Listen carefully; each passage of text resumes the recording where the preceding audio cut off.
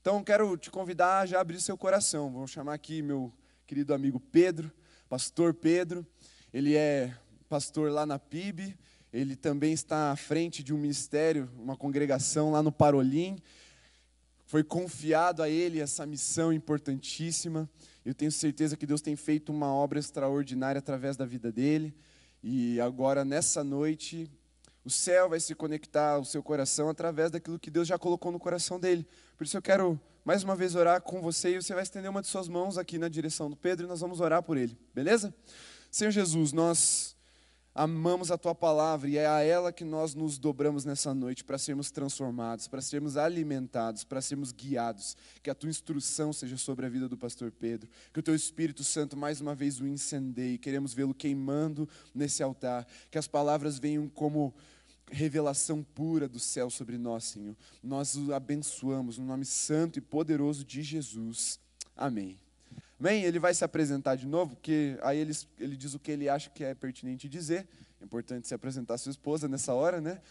E aí a gente vai para a palavra então, tá bom? Abra o seu coração, tenho certeza que Deus vai falar poderosamente. Deus abençoe, meu querido. Você está livre aí.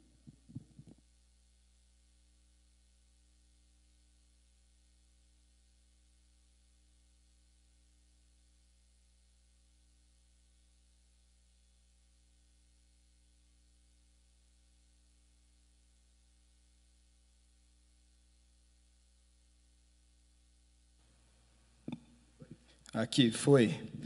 O bom de você pregar é que você fica pelo menos uns 45 minutos sem máscara. Então isso é abençoador para a pandemia, é uma maravilha, tá?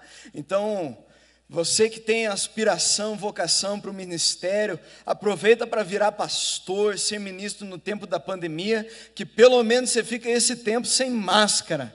É bom demais, viu? É uma maravilha. Gente, eu estou grato demais de estar aqui com vocês. A Igreja Batista da Alameda é uma igreja que eu tenho um amor e um carinho imenso no meu coração. É uma igreja que eu já visitei várias vezes. Eu tenho queridos, amigos que frequentam essa igreja. E eu tive o privilégio de estudar e fazer seminário com o pastor Jefferson. E quando eu falo privilégio, honra e carinho, eu também digo a bênção de fazer o seminário com ele, porque às vezes quando eu estava meio perdido na matéria, quando eu estava ali meio, sabe, dando uma bambeada, precisando ali daquela cópia do Xerox, da aula que eu perdi, o Jefferson é uma bênção. Ele conseguia servir aqui nessa igreja de uma maneira maravilhosa e ainda conseguir anotar tudo na aula, tirar 10 e conseguir dar conta e cuidar de mim ainda. Então isso era uma coisa linda, gente, e eu admiro demais o pastor de vocês, a esposa dele que não está aqui hoje, e ele agora está com uma filhinha linda também, e é bom demais te ver, meu irmão, poder estar decolando, cara, ser aí que nem uma nave espacial no ministério e vivendo todas essas coisas maravilhosas. E quero dizer a alegria, eu vim aqui para poder ministrar a palavra de Deus, mas quero dizer para vocês, igreja, que eu já estou sendo ministrado. Primeiro pelo amor que eu fui recebido, desde que eu pisei aqui na igreja, pelo carinho da recepção, depois o tempo de intercessão que a gente teve e a forma como todo mundo tem se comunicado comigo. Eu quero agradecer de todo o coração e trazer o abraço lá da PIB Curitiba para vocês. E a esse tempo de louvor maravilhoso, a presença de Deus está nesse lugar, amém? Quem crê nisso? Levante sua mão, amém? Eu creio nisso, eu estou sentindo, e eu creio que Deus tem algo grande para fazer no nosso meio, apesar de mim. Meu nome é Pedro, eu sirvo no ministério integralmente na PIB já faz 6 para 7 anos, desde que eu comecei o seminário. Eu recebi o convite para estar servindo ali, servi como seminarista, como obreiro, e estou no meu 2º ano ordenado como pastor. Já faz 3 anos e alguma coisa que eu recebi o desafio de enquanto eu trabalho no Ministério One, que é a nossa juventude lá da PIB, junto com o pastor Michel e toda a nossa equipe, desde que eu entrei, trabalho lá na juventude, eu também recebi a missão de estar fazendo trabalho de plantação de igreja no meio da comunidade do Parolim, por meio de projetos sociais e um evangelismo radical, e Deus tem feito coisas maravilhosas, inexplicáveis. Nós ganhamos um terreno de graça, com 5 barracões, acabamos de fazer um campo de futebol para projeto social, um local para dança, balé, luta, tudo de graça. Deus é maravilhoso e está fazendo a obra lá de uma maneira que Ele tem escancarado as portas. A gente tem realmente vivido o poder e a graça de Deus de um jeito maravilhoso, e há 4 meses atrás, Deus fez um milagre na minha vida, porque eu casei, e isso é bom de... aplaude aí, e eu vou falar que é um milagre, porque eu vou pedir para a esposa levantar, e ela está de máscara, por favor, fica de pé, meu amor. E quando você olha para a esposa, você entende por que é um milagre, né? Você olha para mim, olha para a esposa, você dá uma olhadinha, você vê que Deus é Deus de milagre, né? E eu pedi aquela unção do profeta Eliseu, né? Unção de medida em dobro, né? E realmente fui abençoado duplamente aí, né? Essa unção é boa. Mas, gente, queria agora que a gente tivesse vindo para a palavra de Deus, e eu estou sentindo, desde o momento que eu cheguei aqui, em que a gente estava no tempo de intercessão, uma sintonia muito poderosa no Espírito Santo de Deus, daquilo que Ele está nos levando a vir a trabalhar e a trazer de palavra para vocês. Está tudo acordado em relação àquilo que nós oramos, a palavra que o pastor Jefferson trouxe lá em cima, aquilo que ele orou, aquilo que foi cantado e falado no louvor, aquilo que tem sido liberado aqui no nosso meio, no meio da adoração, profeticamente. E eu creio que aquilo que Deus falou comigo no meu quarto, no escritório, enquanto eu preparava a mensagem. Normalmente, quando eu vou pregar em outro lugar, eu prego uma mensagem minha que já está escrita, mas Deus incomodou meu coração para preparar uma mensagem especial nesse texto que eu vou pedir para vocês abrirem a palavra de Deus no livro de Apocalipse, capítulo 3, a partir do versículo 1. Apocalipse, capítulo 3, a partir do versículo 1. Antes de nós estarmos lendo a palavra de Deus, eu gostaria de estar explicando para vocês um pouquinho sobre o meu chamado e o porquê que eu vou pregar nesse texto para vocês, e o porquê que eu estou entendendo que tudo está entrelaçado a respeito daquilo que a gente está falando aqui. Uma das experiências mais importantes que eu já tive na minha vida aconteceu no começo do meu ministério. Eu me lembro que eu estava perguntando para Deus. Eu já tinha entendido o meu chamado, quais eram os meus dons espirituais e a minha vocação, que era para ser pastor. Entendia que Deus tinha me dado o dom da palavra, o dom de mestre. Entendia que Deus tinha me separado para algumas coisas específicas, mas eu perguntava para Deus alguns direcionamentos especiais para a minha vida.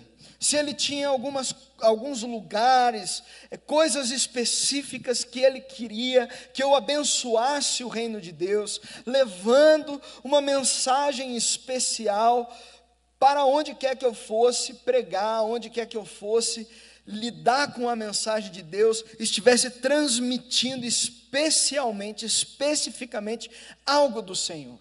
E eu me lembro que em uma determinada noite, eu tive um sonho, e nesse sonho eu entrava em um hospital, e eu me lembro desse hospital em que as luzes elas estavam mais ou menos numa penumbra, aquele hospital com o chão de laje, e um hospital um tanto quanto sinistro, e eu ia andando por esse hospital, e de repente eu entrava em um dos leitos, e nesse leito havia um jovem deitado, e a condição desse jovem não era boa. Ele tinha o seu corpo que estava funcionando, os seus órgãos vitais estavam funcionando, porém, Esse jovem, ele só conseguia respirar por meio dos aparelhos. E de repente eu olhando para esse jovem, tentando entender o que estava acontecendo, ficava olhando para a situação dele, um ser brilhante apareceu do outro lado da maca.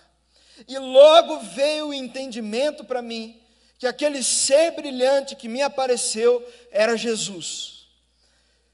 E de repente eu lembro que eu mesmo, no sonho, fiquei assustado, espantado. E eu via a figura de Jesus e muito assustado, perguntei: o que é isso, Senhor? O que significa esse jovem que está nessa maca? O que significa esse jovem que está em coma? O que significa esse jovem que respira por aparelhos? E então o Senhor me respondeu: Pedro, esse jovem é a mensagem que eu tenho para você pregar de diferente nas igrejas e nos lugares aonde eu vou te levar como um chamado específico. Eu quero que você pregue, que você escreva e que você ensine sobre isso, sobre a igreja e as pessoas que se afastam de mim e escolhem respirar por aparelhos ao invés de viverem a plenitude da minha companhia e da minha fé. Naquele momento eu entendi que o Senhor estava falando sobre uma vida de plenitude que Ele, por meio da cruz de Jesus, comprou para que eu e você pudéssemos ter livre acesso. Aquele que é o caminho, a verdade e a vida, criou um caminho que não existia, para que eu e você pudéssemos ter livre acesso a Deus. E o que eu entendi naquele sonho, eu acordei muito assustado, e Deus falou para mim: escreva. Eu entendi naquele sonho nós, como igreja, muitas vezes nos sujeitamos, ao invés de nós vivermos uma espiritualidade viva, potente, real, que vive os planos do Senhor, que vive a saúde da plenitude do Espírito, que vai aonde a voz do Senhor nos comanda, nós escolhemos viver pelas máquinas, a máquina da igreja, a máquina da funcionalidade, a máquina da liturgia, a máquina do que nos convém, a máquina do comodismo, a máquina daquilo que simplesmente está nos guiando, e a gente começa a não querer sair das máquinas, porque ser cristão dá trabalho, ser cristão envolve carregar a cruz, ser cristão envolve lágrimas. É muito fácil nós olharmos para o cristianismo e nos conectarmos aos aparelhos e entrarmos em um coma espiritual. E o título da mensagem de hoje é Acordando do Coma Espiritual. O chamado para viver a realidade da plenitude com Deus. Na cruz, Cristo morreu pelos nossos pecados, mas Ele também começou uma revolução espiritual global em massa.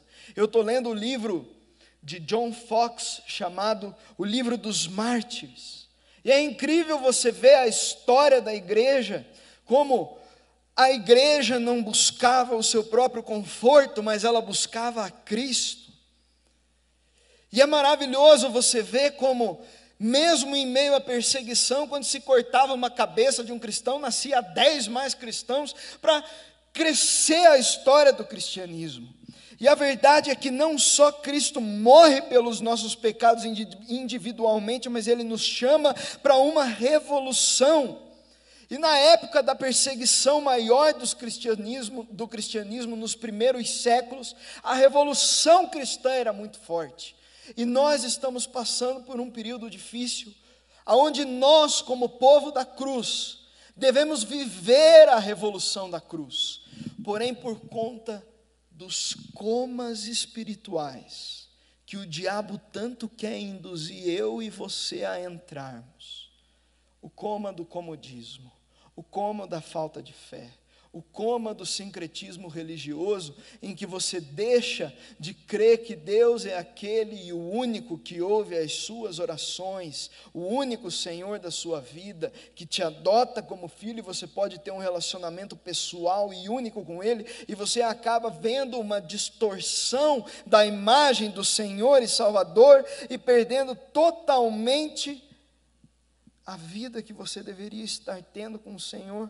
Você acaba ficando sonolento na fé. Você vem para o louvor, porém é um ensaio, é a banda, é aquilo e acaba, é a célula no Zoom, que já ninguém aguenta mais, e nós vamos ficando sonolentos, amortecidos, e vamos perdendo o significado no momento em que o mundo mais está precisando da gente.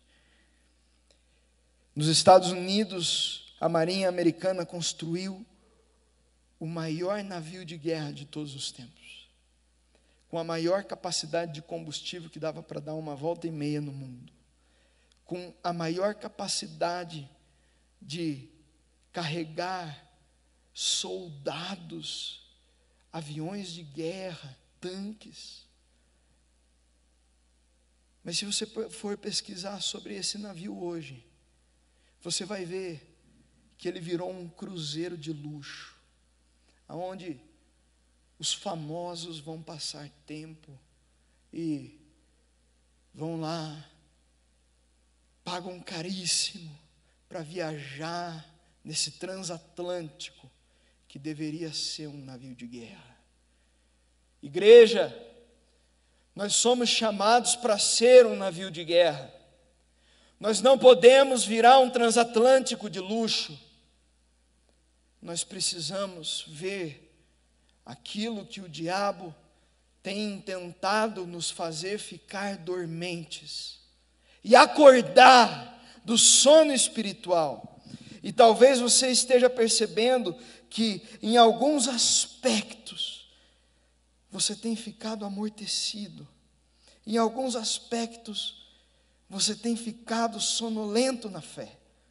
Em alguns aspectos, os teus olhos não brilham mais como antes. Em alguns aspectos, o teu coração não bate por Cristo como antes. O primeiro mandamento não é mais tão efetivo como antes no teu coração. Amar a Deus acima de todas as coisas. Ele não brilha mais no seu coração como um dia já brilhou. Eu quero ler a palavra de Deus. E hoje, através desse texto, a gente vê como nós podemos matar esses comas espirituais na nossa vida. A palavra de Deus vai dizer no livro de Apocalipse, capítulo 3, a partir do versículo 1. Ao anjo da igreja de Sardes escreva: estas coisas diz aquele que tem os 7 Espíritos de Deus e as 7 estrelas. Conheço as obras que você realiza, que você tem fama de estar vivo, mas está morto. Fique vigiando e fortaleça o restante que estava para morrer, porque verifiquei as obras que você realiza e não são íntegras na presença do meu Deus. Lembre-se, pois, do que você recebeu e ouviu, guarde-o, arrependa-se. Se você não vigiar, virei como um ladrão, e você de modo nenhum saberá em que hora virei contra você.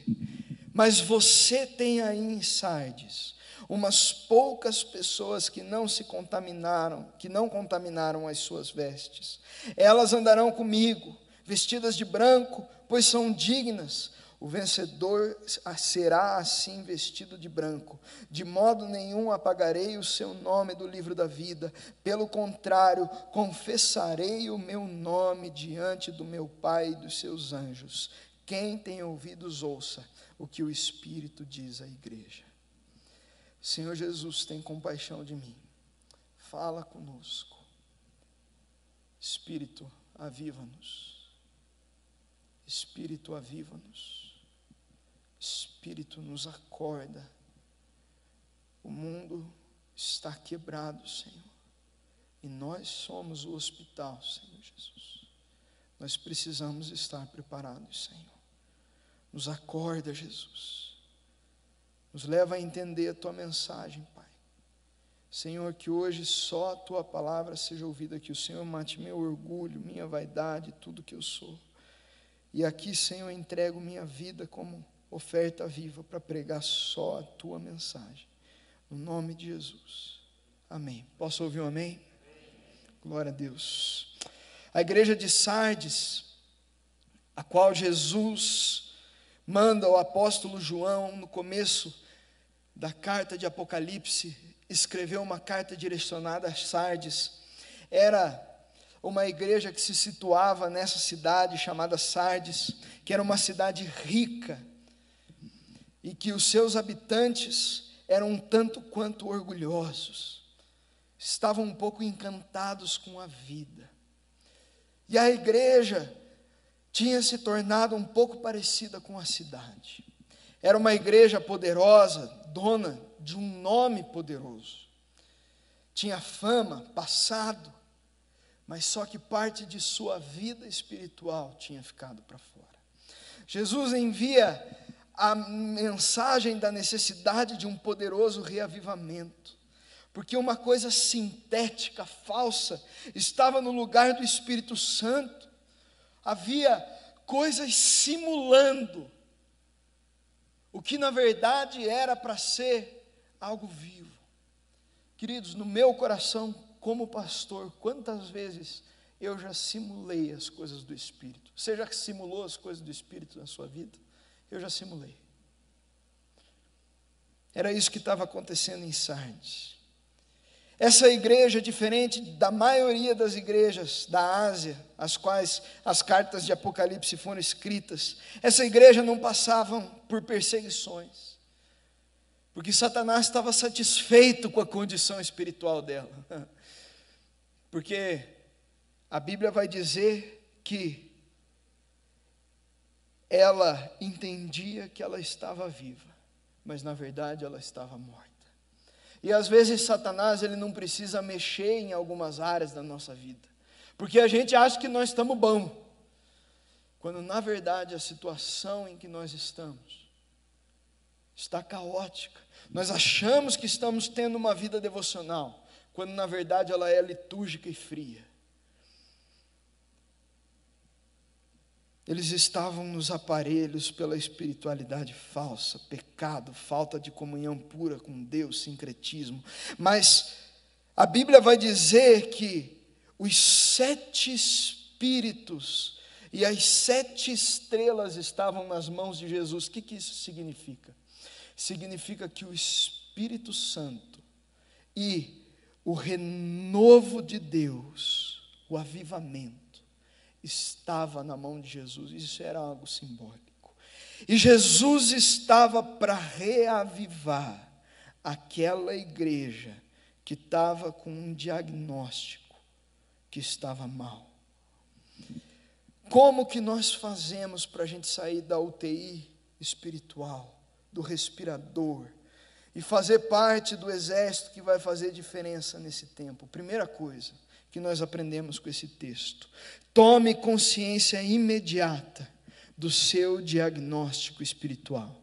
Se você puder anotar, isso é muito importante para você. Você vai entender no final da pregação. Tome consciência imediata do seu diagnóstico espiritual. A igreja de Sardes mantinha o seu orgulho aguçado. Eu consigo imaginar uma igreja com uma membresia alta, um culto de jovens grande, com as conferências cheias, com programações, relatórios, células, uma igreja que até em alguma época teve uma espiritualidade muito linda, tinham pregadores com boas performances, mas só que não tinha mais vida, tinha uma estima, mas não um presente, tinha um passado, mas estava tão morta que não via um futuro mais pela frente. Hernandes Dias Lopes vai dizer que a igreja não era nem perigosa e nem desejável para a cidade de Sardes. Era uma igreja poderosa, dona de um nome, que tinha fama no passado, mas a vida já tinha acabado. O diagnóstico de Deus para essa igreja era: conheço as tuas obras. Sempre que Deus fala na Bíblia, conheço as tuas obras, Ele quer dizer, conheço a sua situação espiritual. E aqui Deus está falando que a situação espiritual dessa igreja estava para mais morto do que vivo. E se a gente continua lendo o texto, a gente vai ver que essa igreja estava numa UTI. O Senhor fala que essa era uma igreja que tem fama, e também fala a respeito de si mesma. Ela falava, eu estou viva porque eu estou funcionando, eu sou espiritual porque a minha liturgia está de pé, eu tenho uma boa fama porque eu tenho uma boa membresia, mas o real diagnóstico dela é que ela estava morta ou à beira da morte. Eu acho interessante que quando a Bíblia fala que alguém está morto, é que essa pessoa não conhece a Cristo e nunca nasceu de novo. Essa é a morte espiritual. Se você é alguém que é morto espiritualmente, significa que você não nasceu de novo. A Bíblia vai falar que para entrar no reino dos céus, importa nascer de novo. E para nascer de novo é necessário que você se arrependa dos seus pecados e creia no Senhor Jesus com a fé salvadora de que Ele morreu na cruz, lavando com seu sangue todos os seus pecados, para que você tenha uma comunhão para adoção de filho com o Pai, para ter um relacionamento com Deus. Mas a igreja que está respirando por aparelhos, o que ela é? É a igreja que está com pessoas que estão colocando o seu sistema de vida espiritual em uma condição em que não estão percebendo aquilo que elas estão deixando passar. Elas estão deixando passar a sua vida de oração, que era de uma forma, mas que começa a ficar morta. Estão deixando passar os olhos que um dia, ao pensar em Cristo, se enchiam de lágrimas, mas agora estão secos. Estão deixando passar o coração que batia forte ao ouvir uma pregação sobre mudança, mas que agora não bate mais.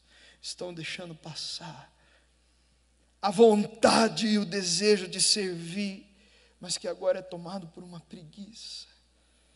E então você vai levemente se conectando a uma dicotomia, que George Wever vai dizer que é a separação entre a fala e a vida. Você fala uma coisa, mas vive outra.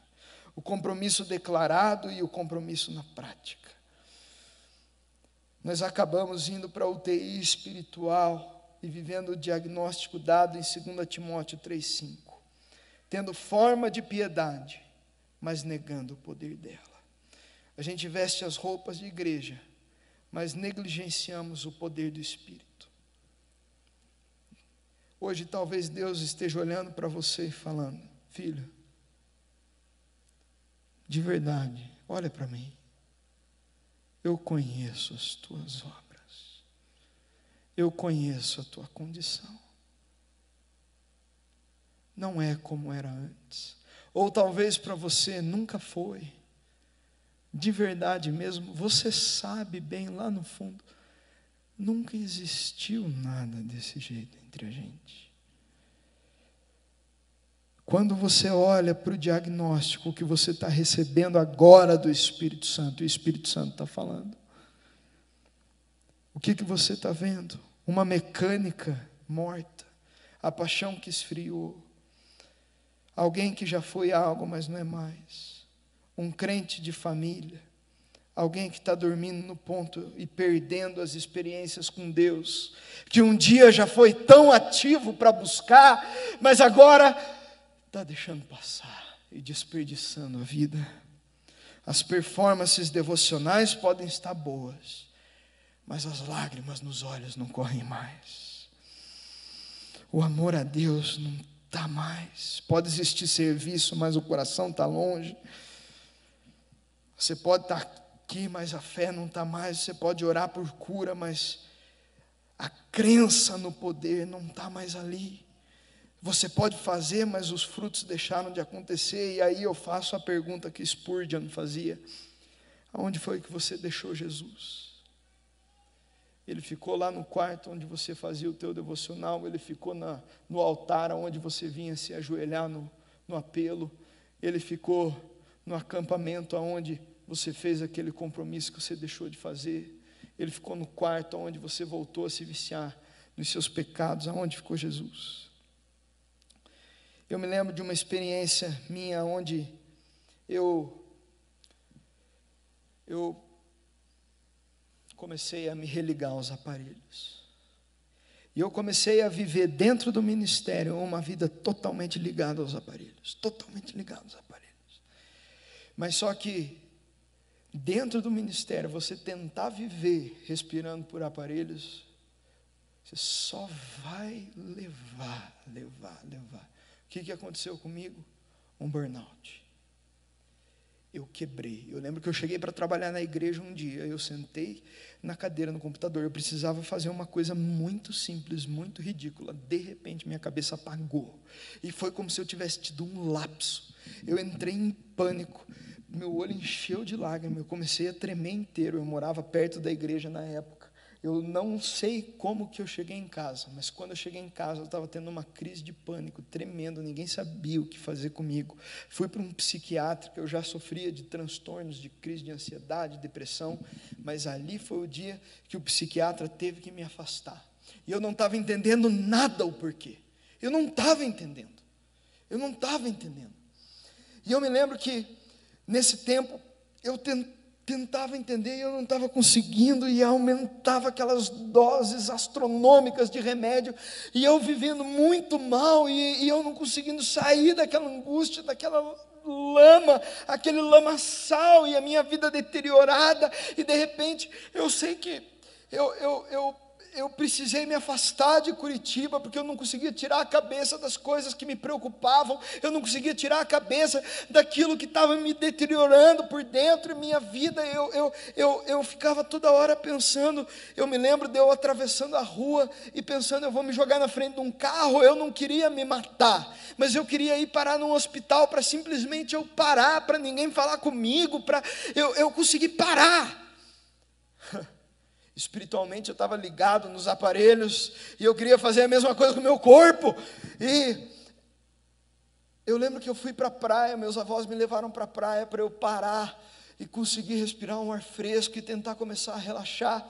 E eu me lembro que na praia eu decidi ir fazer o devocional que eu fazia todo dia, mas com o coração longe.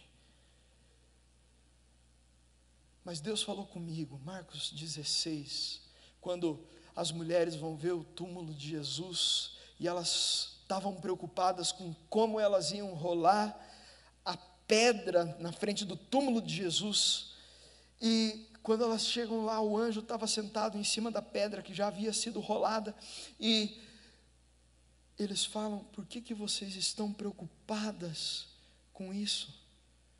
Ele ressuscitou, não está mais aqui.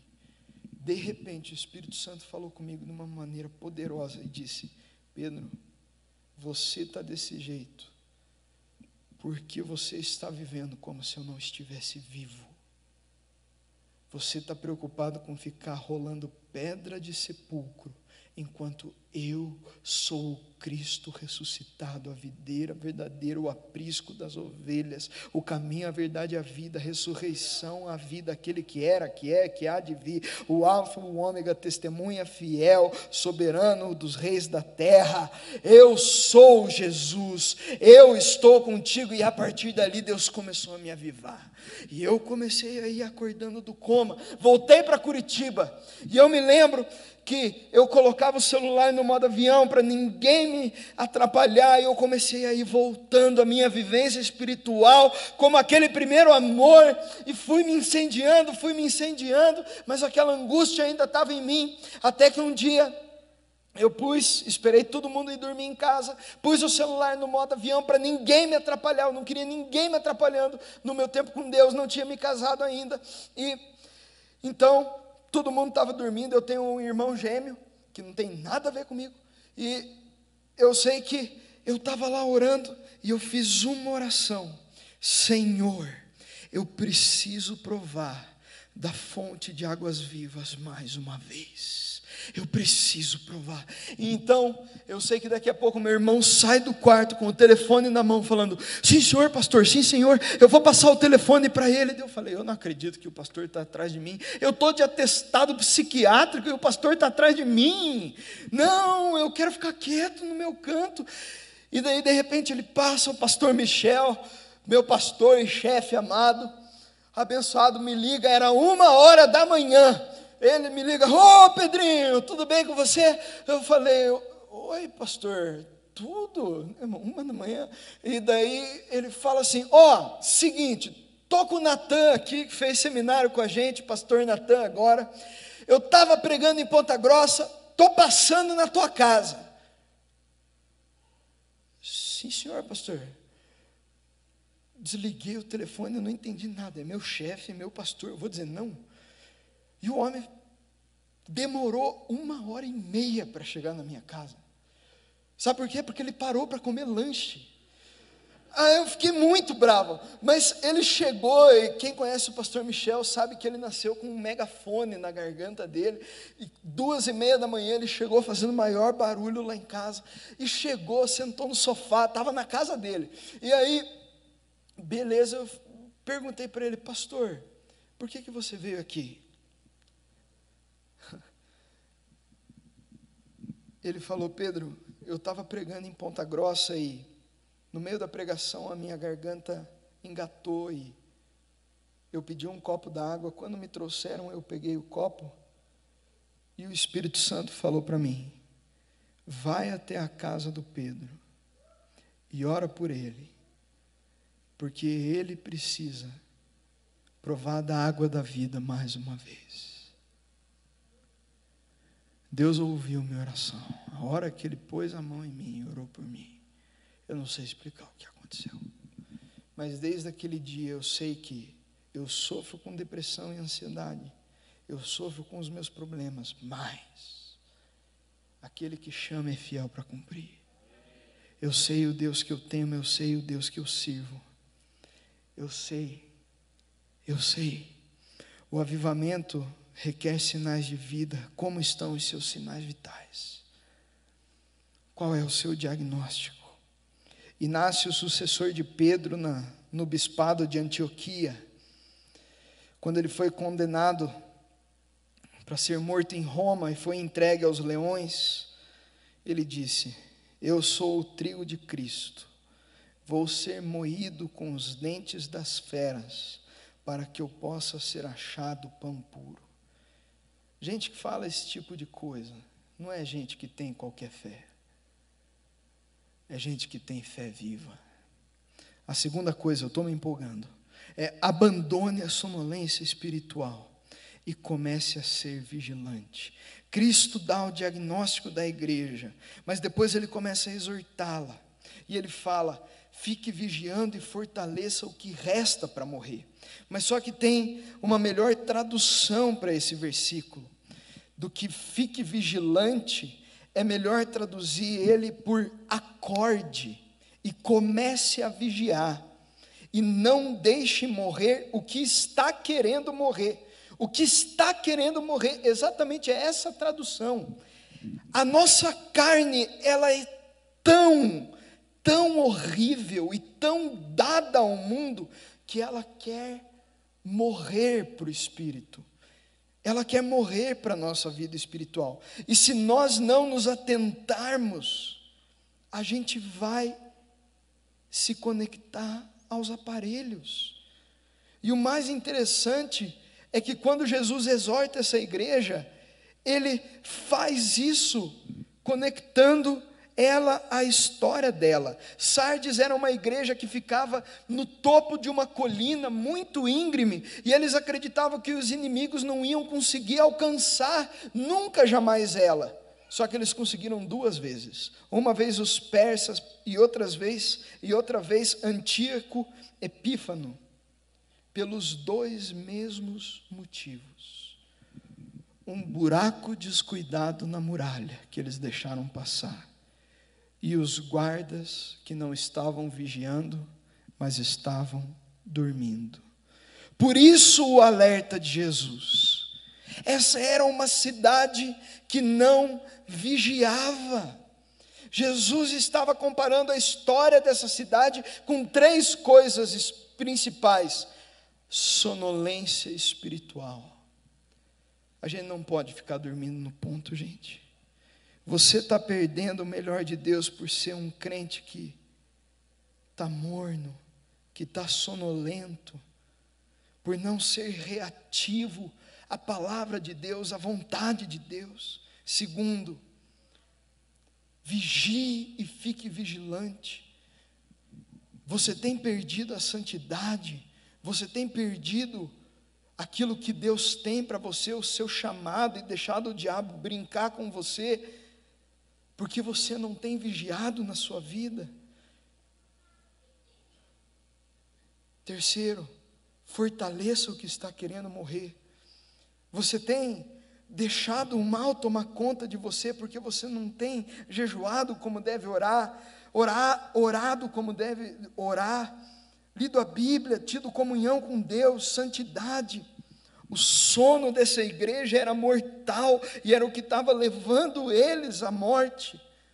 Meu irmão e minha irmã, não desperdice a sua vida com Deus. Muitos de nós temos deixado buraco na muralha, e o inimigo tem tomado conta de áreas da sua vida que só você sabe.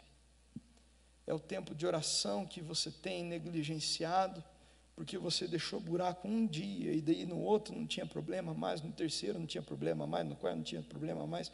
É o plano que você não começou a fazer de leitura bíblica anual, porque você ia começar no outro dia, e ia começar no outro, e no outro você ia começar também, mas não começou.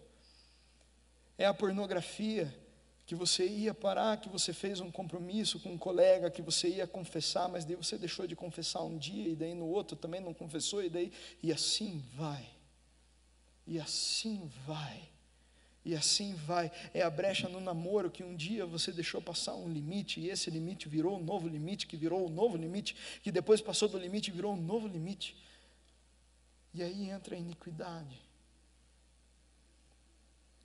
Eu me lembro de uma vez que eu dormi no ponto.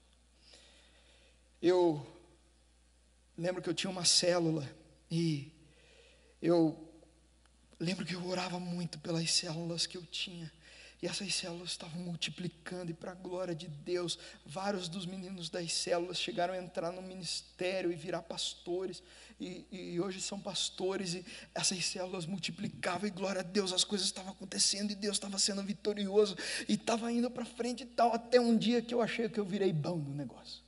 Eu falei, eu sou bom nesse negócio de célula. Você vê que tem um ali que tem meio que o dom de dar uma palavra, você já empurra para virar auxiliar, você já pega, já faz o quebra-gelo, você já vira, você já cria toda uma técnica.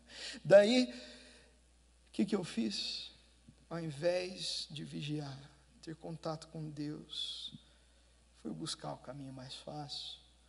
Tinha um que era mais carismático, o outro que dava a palavra bem, outro que estava um pouco melhor, e as células estavam multiplicando. E eu botei um para ser auxiliar, outro para me ajudar. Eu estava sobrecarregado com outras coisas. Foi indo essa célula, estava crescendo. Eu vi que os meninos estavam bem entrosados. Eu fui largando na mão deles, começando outros projetos. Até que um dia eu recebo uma ligação na minha casa de manhã. E era uma mãe. Nessa época eu era um dos líderes de adolescentes, junto com o pastor Leandro Sonda lá na PIB. E esse é um dos maiores arrependimentos ministeriais e de vida que eu tenho na minha vida. Esse menino que eu tinha colocado na liderança, sem pedir orientação do Espírito, que eu não estava mais orando por essa célula, como eu fazia com as outras. Ele estava usando o meu nome e dizendo que ele estava organizando reuniões de oração e vigílias, quando na verdade ele estava organizando orgias. E ele chamava os meninos da célula, e a célula suposta célula, ajudava ele a organizar. Um dos meninos inocentes, no meio disso, começou aí, novo crente, veio de uma família católica. A mãe dele um dia achou o celular aberto, eles tinham uns grupos em que eles postavam as fotos do que eles faziam nessas orgias. E eu lembro que essa mãe, ela me ligou desesperada. E eu lembro que eu ouvi que na igreja que ele ia, isso nunca aconteceu. Mas aí com vocês, foi nisso que deu. Tudo porque eu achei mais fácil conectar no aparelho e deixar a máquina levar. Que vergonha. Eu não estava conectado com o Senhor, porque eu achei que tinham caminhos mais fáceis. A vida com Deus tem custo. Oração, jejum, esperar o Senhor nos mostrar o caminho, esperar o Senhor nos mostrar a direção. E às vezes os caminhos eles não vão fazer sentido.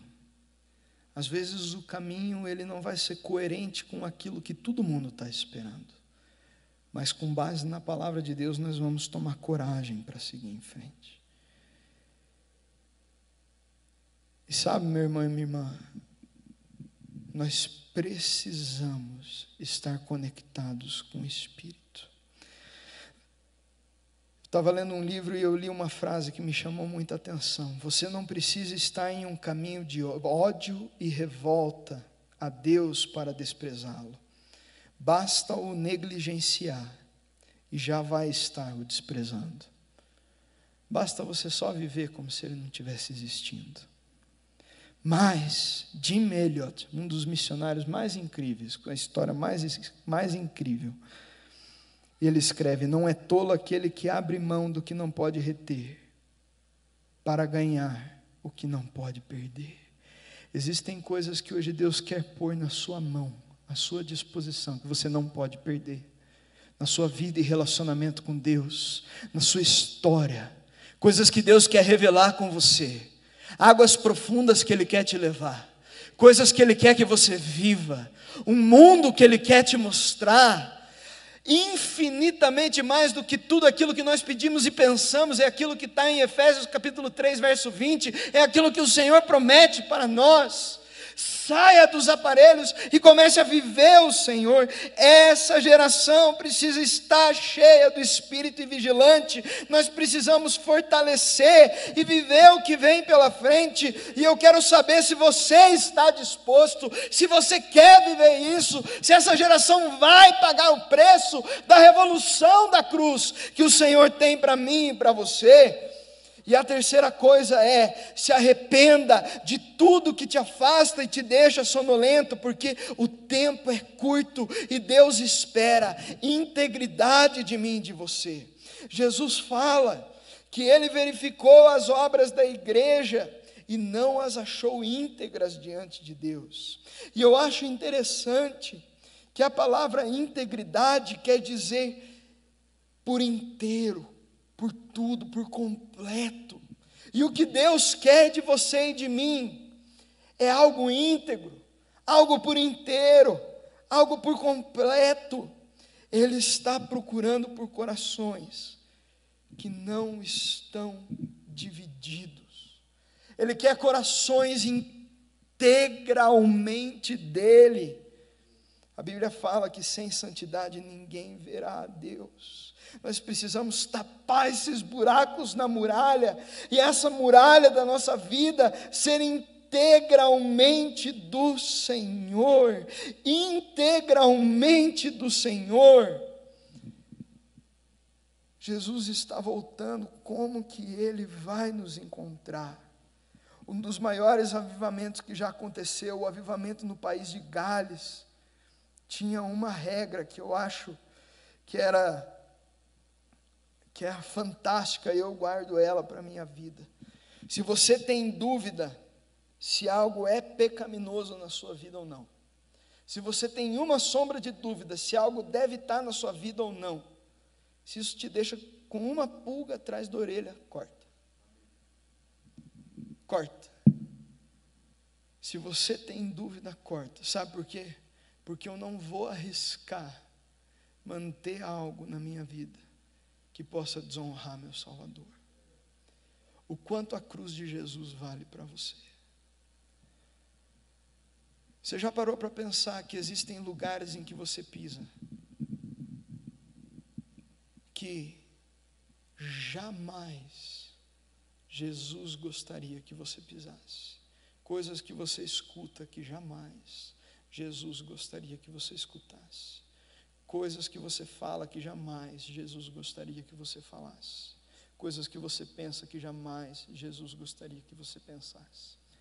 Mas agora, dentro do que nós estamos falando, lugares em que Ele está esperando que você venha, experiências que Ele está guardando para que você tenha, coisas que Ele está esperando para liberar sobre a sua vida, e é só você vir até o trono da graça, e Ele vai liberar, Ele vai liberar.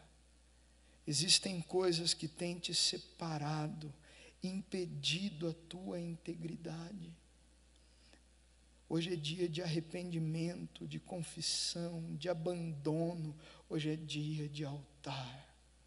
Quando John Wesley foi perguntado do que ele gostaria de estar fazendo quando Cristo voltasse, ele respondeu: o mesmo que tenho feito hoje.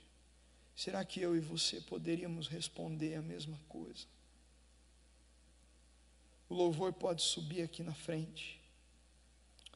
O texto termina com Jesus dizendo: mas não é só coisa ruim que tem nessa igreja.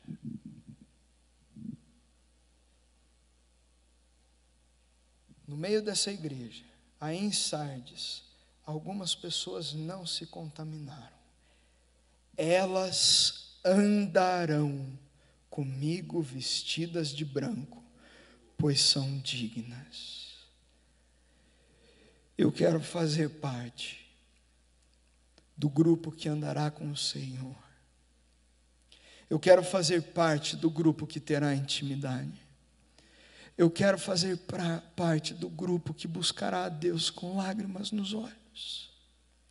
Eu quero fazer parte do grupo que não será um grupo mecânico, que não será um grupo litúrgico, que não será um grupo que busca a Deus só porque é uma tradição e porque estamos aqui, porque isso virou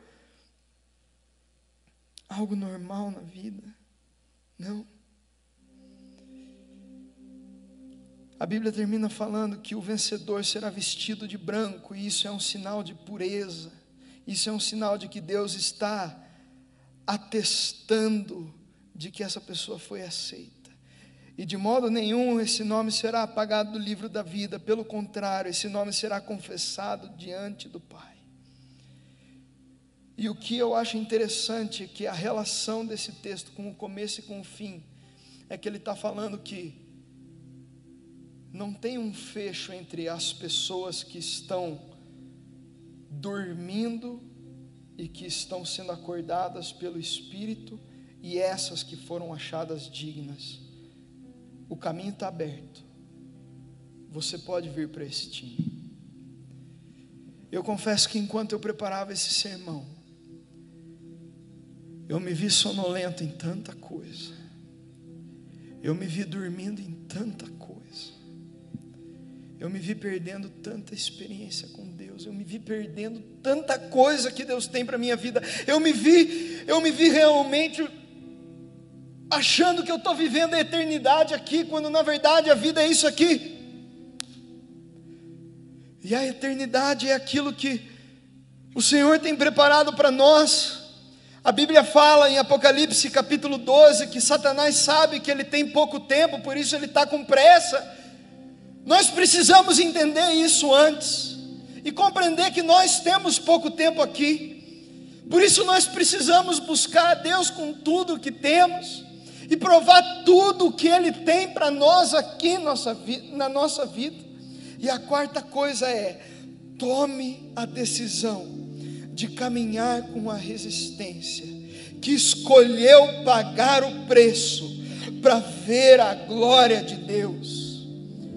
Eu quero ser parte dessa resistência que a Bíblia está falando, que vai vestir as vestes brancas e caminhar ao lado do Senhor, caminhar para ter as melhores experiências, caminhar para viver a revolução da cruz nesse tempo de pandemia, levando esperança aonde quer que seja, caminhar para entender o chamado do Senhor, caminhar para viver a santidade, caminhar para se desatar dos aparelhos, caminhar para viver o melhor da história que Deus tem para mim, caminhar para viver uma fé verdadeira, caminhar para ser achado fiel e me consagrar, e vigiar, e tapar as brechas na muralha, e me arrepender, e voltar para os princípios da palavra.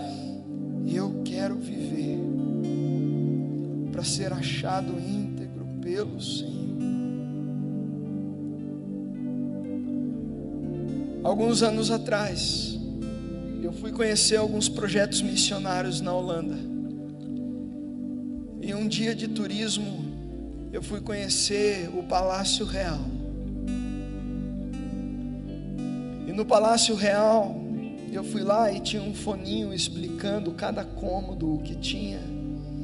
E nesses cômodos, eu lembro que eu me deparei com um cômodo que pertencia ao rei que tomou a Holanda durante um tempo, que era irmão de Napoleão Bonaparte, o rei Luís Bonaparte, que foi rei da Holanda durante um tempo. E eu me lembro que eu fiquei olhando para as cadeiras que tinham no cômodo, perto da onde ele se sentava no trono, e todas as cadeiras, elas eram revestidas por um tecido que tinham esses símbolos dessas abelhinhas aqui, abelhinhas.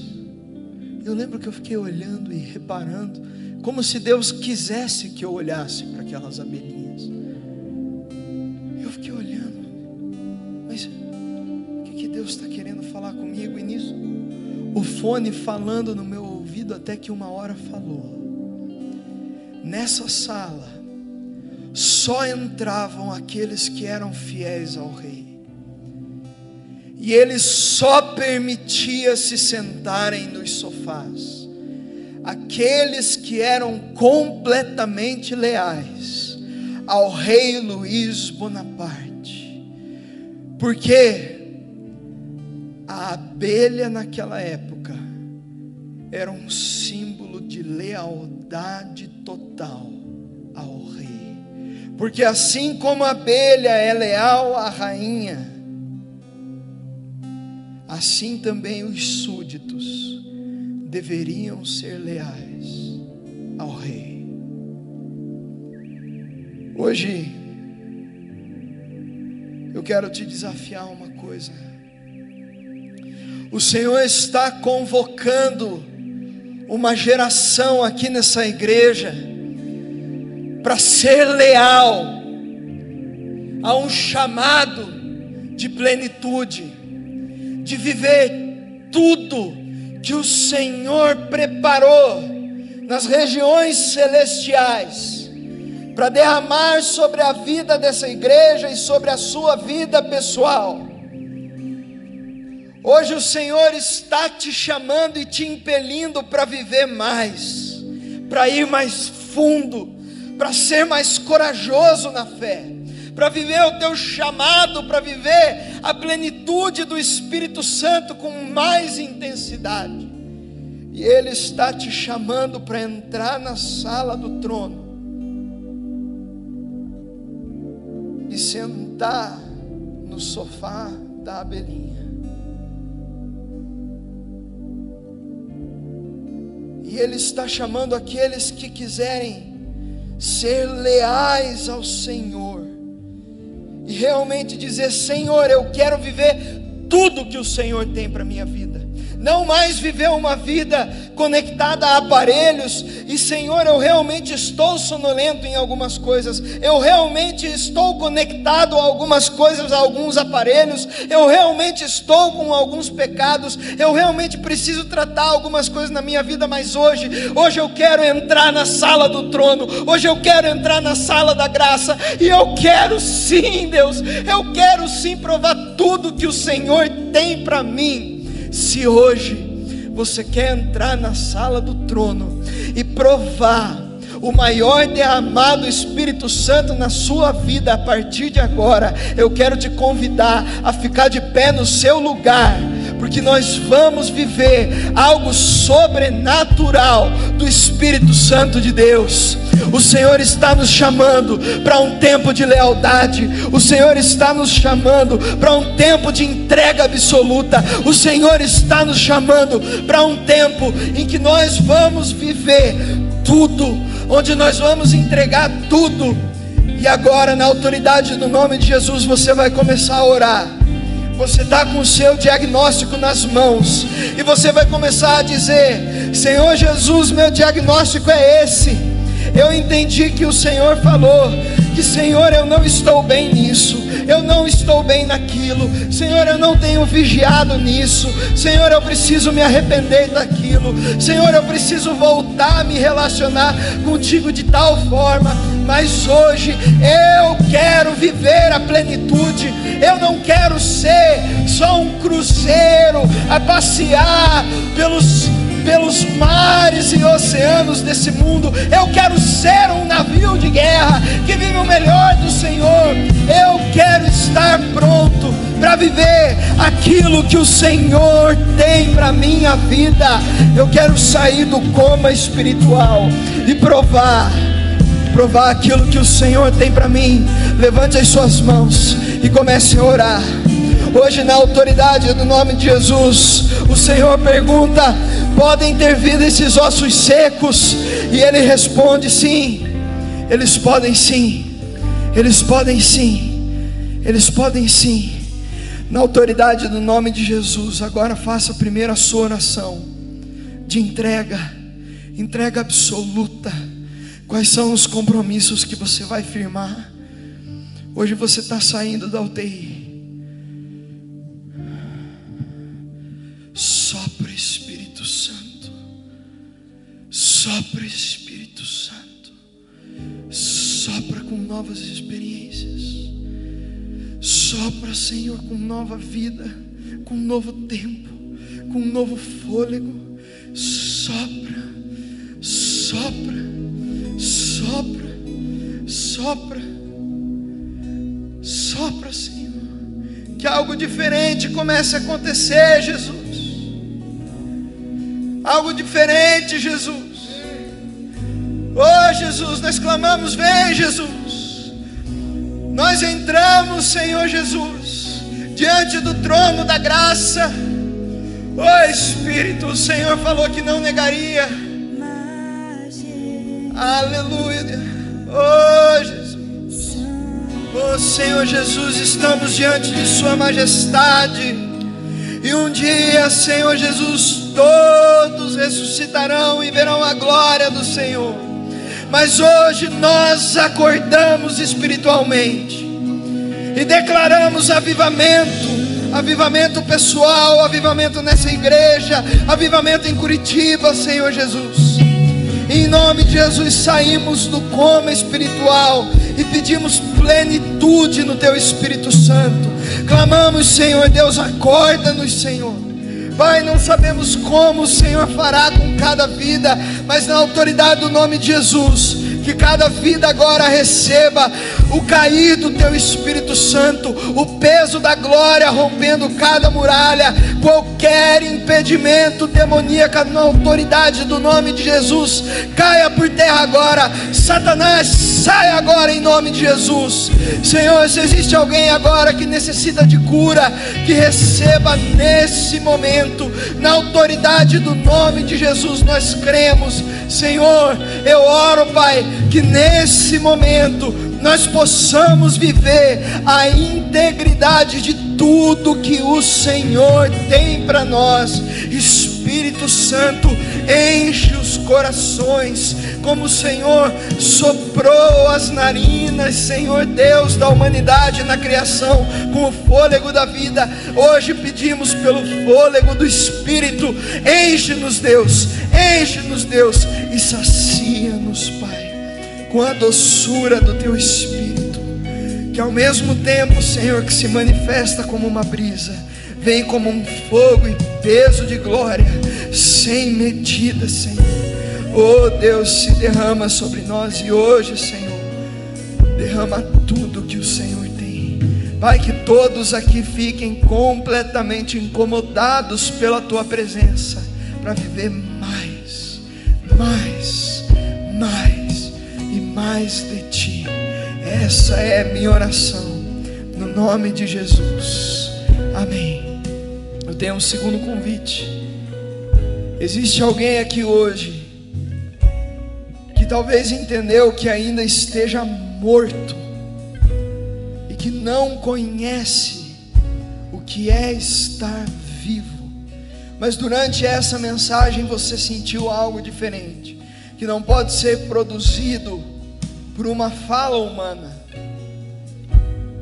Você precisa nascer de novo para entrar no reino dos céus. Talvez você veio de uma família de igreja, mas não é porque eu nasci numa oficina mecânica que eu sou um carro. Não é porque você nasceu numa família de igreja que você é um crente de verdade e está salvo. Mas hoje você quer ter certeza e convicção da sua salvação em Cristo Jesus.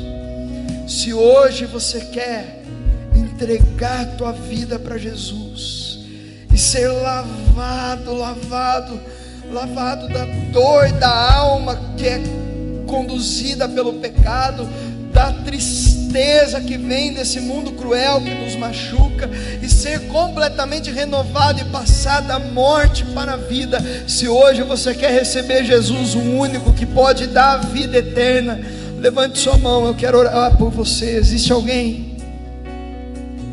Existe alguém hoje?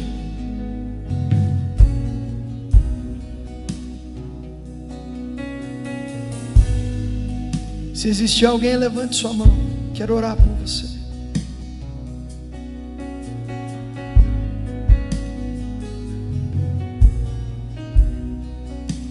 Estamos todos entre irmãos aqui hoje. Glória a Deus. Que Deus abençoe sua vida e que você possa agora aplaudir o Senhor, porque dele a honra, a glória para todos sempre, em nome de Jesus. Amém. Glória a Deus. E se você que está nos acompanhando viveu essa experiência, entre em contato com a gente pelas nossas redes sociais ou aí pelo chat no YouTube também. Alguém vai entrar em contato com você. Nós queremos ser corpo de Jesus junto com você. Quero convidar a igreja a se sentar. Nós estamos encerrando a nossa transmissão. Vai na graça e na paz de Jesus, meu querido. Deus te abençoe, uma boa noite.